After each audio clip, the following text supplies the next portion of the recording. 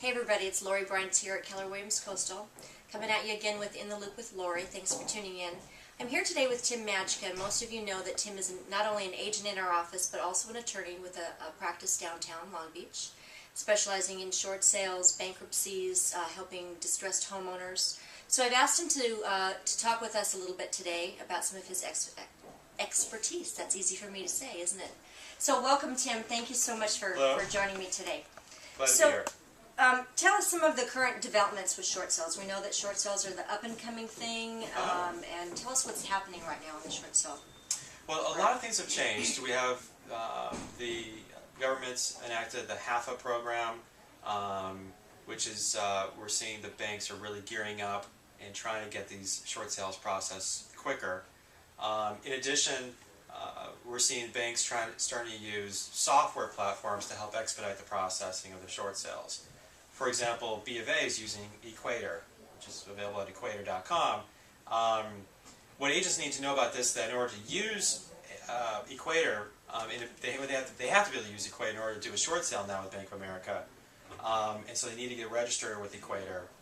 It doesn't cost them anything to register, but they need to become familiar with the system, because if they are doing a short sale with Bank of America, they're going to start receiving notices on the system, and they have to be familiar with it so they can go in and enter the data, update the system, and they need to do it very quickly, or else the time frames are very specific.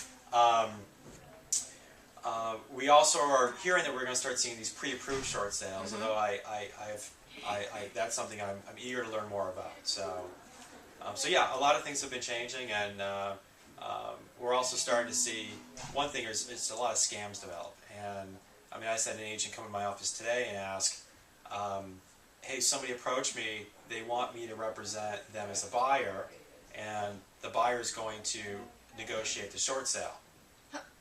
And my take was, no.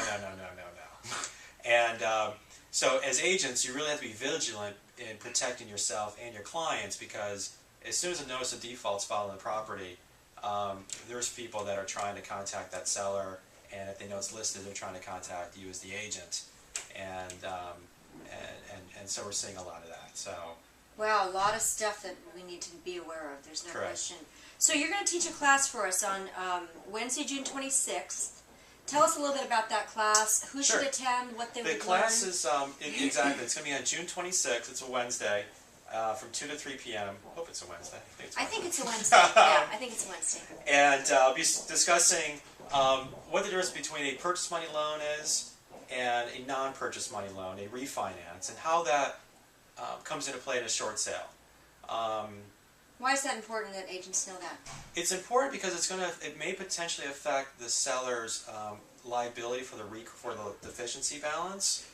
It may affect their tax implications, and if there's a first and a second mortgage, it makes that analysis a little bit more difficult. And it's important for the agents to understand this, not so they can provide legal advice to their clients, but so they as agents can be the expert on this, and maybe not necessarily divulge all the legal side to their clients because they're not in a position to provide legal advice, but at least for their own business, they understand what's going to happen. They understand that the bank's going to ask for a deficiency.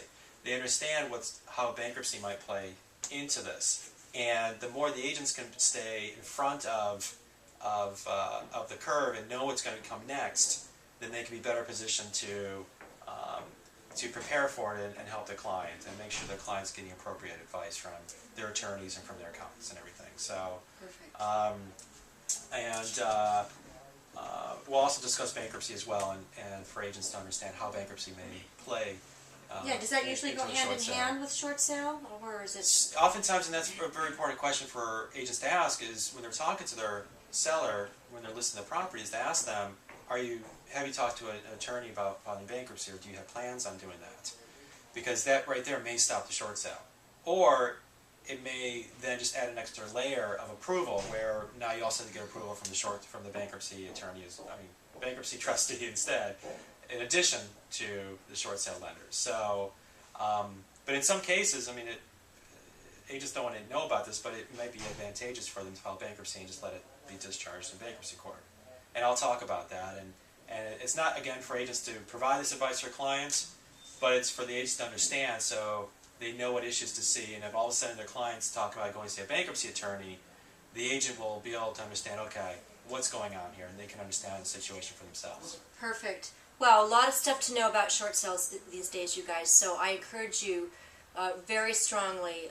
Short sales are going to be much more prevalent in the future, and unless you're living under a rock, you're going to come across one. So, seriously. So, get to the class Wednesday the 26th.